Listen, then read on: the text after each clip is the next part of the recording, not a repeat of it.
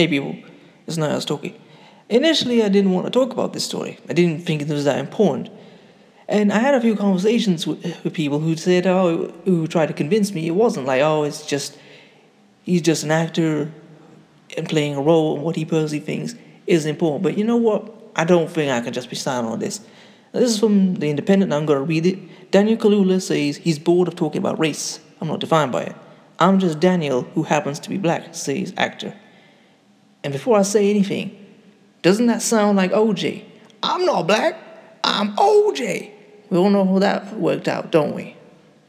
Let's continue. Daniel Kaluuya has said that he's bored of talking about race and racial issues. Speaking to the Radio Times, a British actor explained that he doesn't want to be defined by his race or how he relates to his work. I'm not going to ignore that I'm surrounded by racial issues, but I'm not defined by it, the 30-year-old said. I'm just Daniel, who happens to be black. Kaluuya, who rose to fame after starring roles in award-winning films such as Get Out and Black Panther, went to say that he doesn't want to be pushed to become a spokesperson for black actors. What is there to talk about race, he told the publication. It's just boring to me. What's the debate? I'm more of a doer. I'm just gonna do what I want to do. Kaluuya added that he doesn't want to become the race guy before pointing to his previous film and TV roles that had nothing to do with race or racial tension. The Fades ain't about race. Psychoville ain't about race. Skins ain't about race. Chatroom ain't about race. Johnny English Reborn ain't about race. But that almost gets erased. Nice pun. There's a narrative that is pushed, he added. It's a subject Kaluuya has addressed previously. In a 2018 interview with The Guardian, the actor explained that he finds it irritating how, as a successful black actor, he is expected to represent his entire race. I'm not a spokesperson, I'm an individual, he said. Who is the spokesperson for white people? There isn't one. No one's expected to speak up for all white people. I'm just living my life. I'm a black man, I'm proud of it, I'm just living my life. Kaluuya went on to say he doesn't see himself as a victim. You may victimize me, but you will not make me feel like a victim, he said. And if you think you can, then what sort of person are you? Now, I personally don't have a problem with Daniel Kaluuya if that's how he feels, but this is what I do have a problem with. Daniel Kaluuya is up to play Fred Hampton in the biopic of him. Now, and he really gained mainstream fame for playing in Get Out and in Black Panther. So playing a black American role and talking about the black American experience catapulted him to fame. Black people turning up in the millions around the world to watch him in Black Panther helped make him some serious money and fame off that.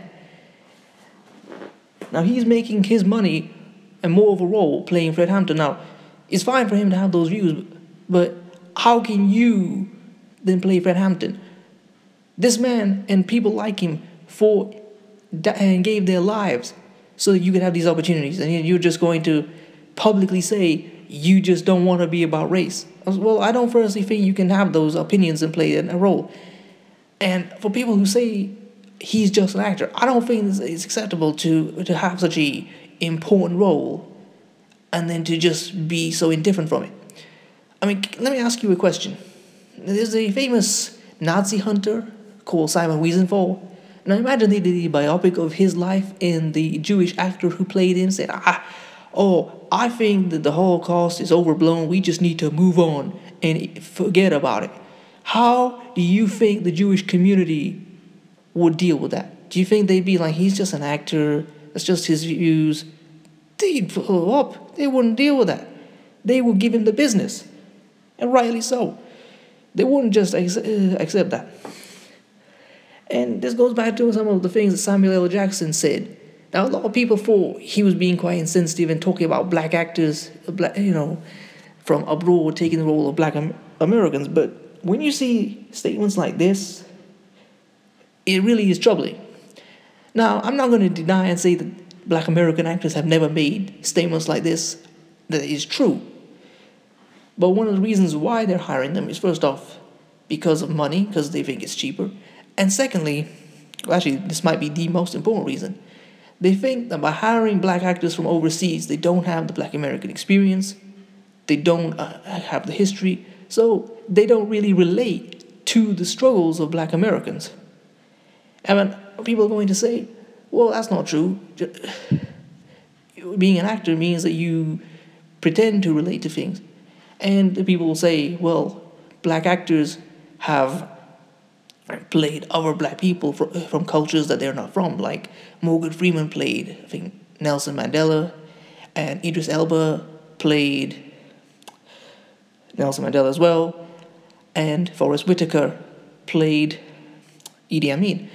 Now, that's true, but none of them publicly went and disparaged the struggle of the people and cultures they were playing.